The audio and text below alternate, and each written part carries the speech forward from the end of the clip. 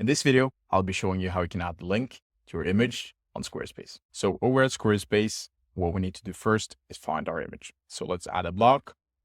Let's add an image block. In this instance, I'll be choosing for the library. Let's just choose this one. This looks very nice. So let's take this image. And how we would then add a link to this is simply by double clicking on the image and then attaching a link. This can, for example, be an internal link. We can do the home page. We can do the About Us or any other page that is internal on our page.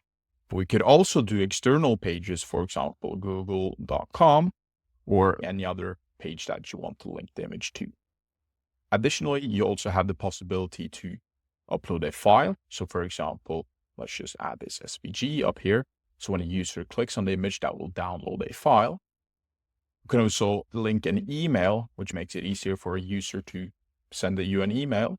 And we can also attach the phone number. I don't know when you want to do this, but maybe you would like to do that. Maybe you have an image of a phone number, but these are the possibilities you have. And here you can also see that you have the possibility to between calling and texting when they click on the image. So I'm just going to show you this with google.com. So let's just add that in. Let's save on this. Let's come back into the editor so we can use it. And as you can see, that opened google.com.